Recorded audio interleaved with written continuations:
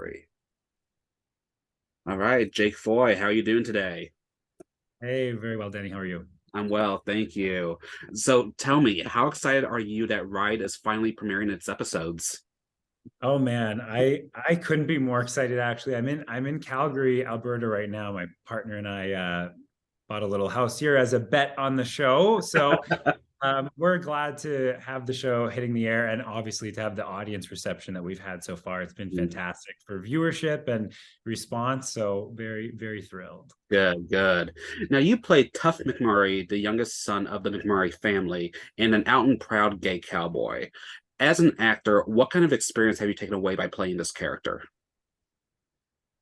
Oh, first and foremost, it's an amazing opportunity to be doing that for as broad an American and worldwide audience as we are getting to play to with this show. Mm, Um, but for my relationship to Tough in particular, the experience has been really investigative. I get to look inward at what my values are within my own gay identity and queerness and exactly where we're at in the conversation about progress and how cool it is to be playing a role that is out and proud, but also just living in the world with his own purpose and drive. So yeah. it's really really cool, and I think unique compared to what else is up for viewing these days. For sure, definitely. So what initially appealed you to the role? First of all, I love a high concept project. This is an epic in more ways than one. We obviously deal with rodeo and ranching and bull riding, and those things are as grand as they are with huge audience appeal. And then on top of that as well, I come from a music theater background. So the opportunity to have music be part of my arc was incredibly appealing. And then at first it was a soft introduction, as it always is with early auditions. And then by the time I was calling back for the project, I was getting to meet more of the team that was bringing Ride to life, and Mhm. everyone at Hallmark and the creators themselves, Rebecca Boss and Chris Massey, and they're trying to tell as authentic and dignified a story as they can for not just Tough, but all the characters in the world. And by that point, I think I would have been a fool to pass on. Yeah, for sure. Yeah. Well, Ride is your first series lead. Is this your first time playing a queer character? A great question. I had to think for a moment because so many of us are on the spectrum. It doesn't come Yeah. up, right, including the characters we get to play sometimes. But yeah, very formally, I had shot the no, I had done a small bit on In the Dark, which aired on the CW, and then that was ages ago with a close friend named Thomas Duplessis, who's also a Oh, Canadian actor Thomas. that does yeah. Yeah, I've And interviewed him before.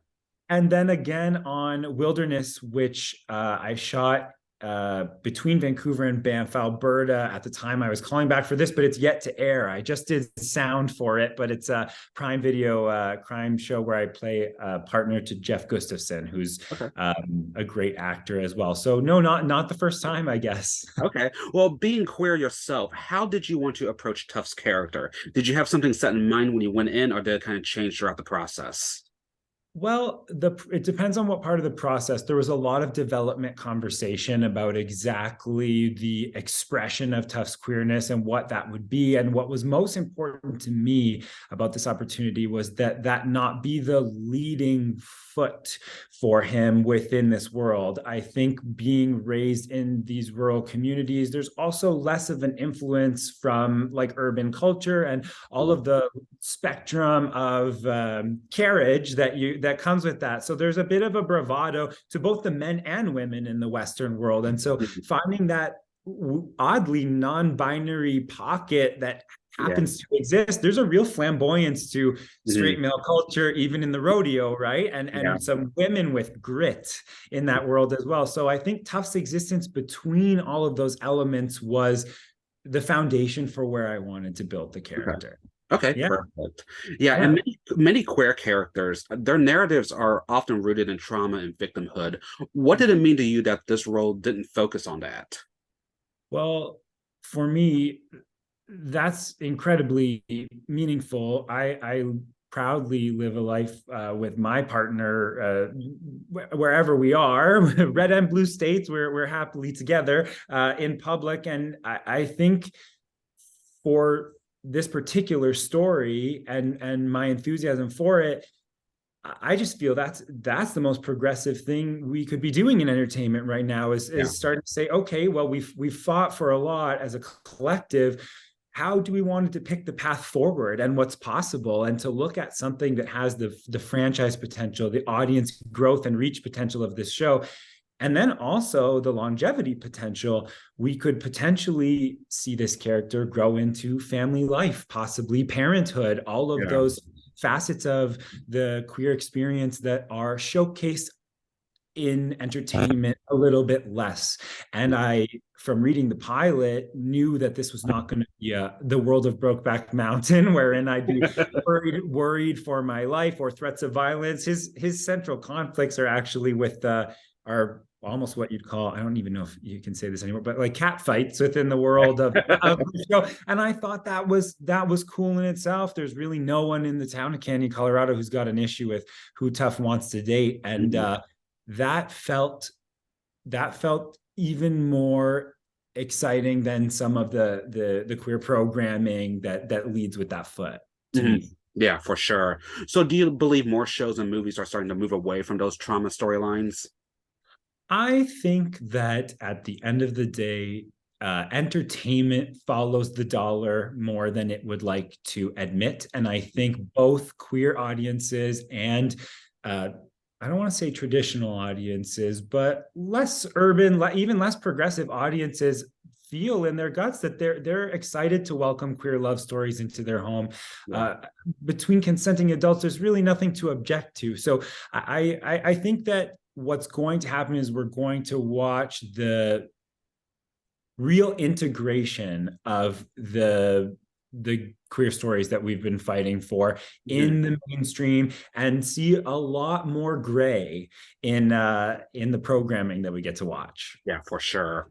And what was your experience like working with Hallmark? It's nice that the network is starting to showcase more diversity and representation, and now especially in a Western genre series. Yeah. I mean, for me, I have nothing negative to say. This was the most excited I had been about a pilot project, about a queer role that had crossed my desk at all. Their lens on representation, diversity, and inclusion is one that I can't speak for, except to say that I admire their commitment, especially after the changing of the guard and with the new leadership that they have, to representing diversity in the heroes' journeys and love stories that they've been telling all along. So for me, those are love stories that are, yes, romantic, but also the love stories between parent and child, neighbors, childhood friends, and what the nuances of queerness within those love stories can be. Like my longtime friendship with Sarah Garcia's character Valeria in the show, there's some backstory that we've yet to learn about the hurt that can be caused by not being totally honest with one another, and a lot of places to explore more of the LGBT narrative outside of sensationalism, which is really, really important to me as a person and an artist. Yeah, definitely. And you shared on social media that the cast of Ride has changed your life. How were you all able to build the bond needed for your characters? This is something that I have a hunch about, but I think it's two things. The casting and producing team on this show assembled a group of people that work harder than anyone I've ever met. We also were uprooted from our respective homes. Tierra and I call Vancouver home. Sarah's between LA and Toronto. Bo and Nancy are in LA. Tyler Jacob Moore's in LA. And we also hire a number of local artists. And within that matrix, we were all in a place that was new. So we were getting to know the ranch. We were getting to know Calgary, Alberta, where we filmed the show. And we weren't able to lean on our patterns or laurels or whatever our normal day-to-day is. So it was from that we were kind of forced into each other's company, and all the prep stuff, the riding, and all of the training for like some of these really laborious chores that happen just casually in the action of the show. But more than that, I think we have just been very fortunately brought together in an Avengers Assemble kind of way, where we have very complementary personalities, and it's something that I'm trying not to take for granted, and hope we get to spend more time together on future seasons. Definitely. And you said in another interview that it's exciting to be on this project at a time when Hallmark is expanding. What did you mean by that?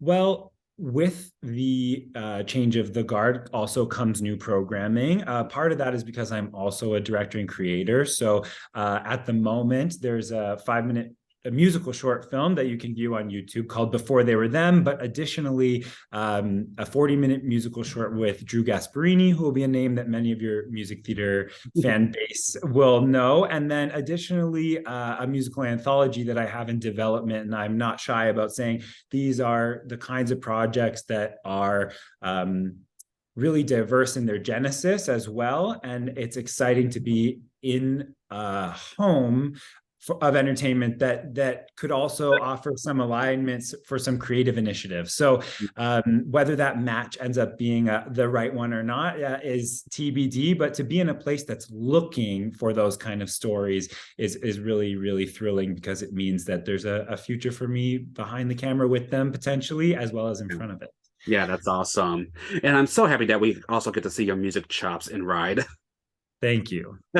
You promise that's your real voice? That's no I one. promise, I promise, I promise. It's actually, I'm proudest of it because you grow up in the household you grow up in, and there's that like adolescent rebellion into your young adulthood. And I think I turned the lights off on country music for a few years, despite having been raised with it. Mhm. And it's really cool to take my music theater training into the studio and get to explore a sound of my voice that I haven't had a lot of opportunity to work in. And of course, the music supervisors and the soundtrack selection are fantastic. So we've got some more music coming up in this season. We've got one other episode. I won't tell you which. You got to tune in, but there is more music on the horizon for Tuff. Okay, perfect. Well, ultimately, what do you hope audiences take away from Ride?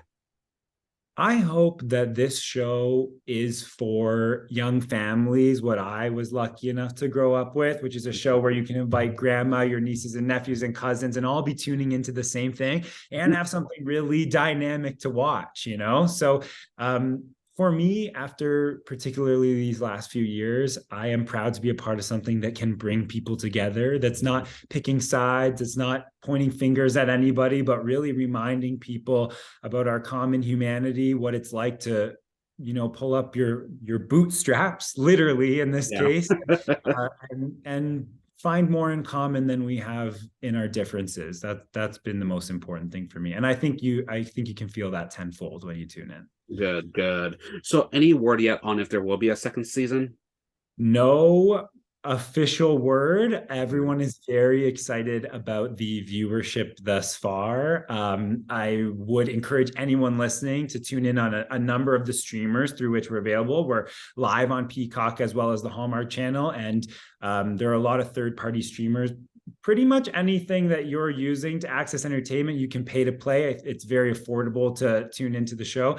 And if we continue on this track, we'll hopefully get to do more. That's what I'll say, and I'll knock on wood in the Okay, you meantime. knock on wood, yes. Well, Yeah. so since we are in the middle of the episodes premiering right now, if there Mhm. is an official second season, do you have an idea on where you would like to see Tough storyline go?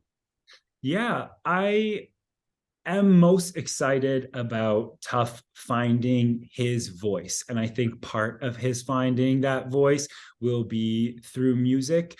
I also think that his love for music may be part of his journey to finding love for himself. So it'll be an arm wrestle between his love for his creativity and finding the right match in a partner that can be there for that journey. Mhm. And that may come in season one, that may come in future seasons. I won't give anything away, but I'm really excited for the potential, even if we are so lucky as to run for future seasons, to say or to see, like I say, a family man in Tuff in the future as well. Everything's on the table for now, so we'll just have to both of us stay tuned to see what comes in future. For sure.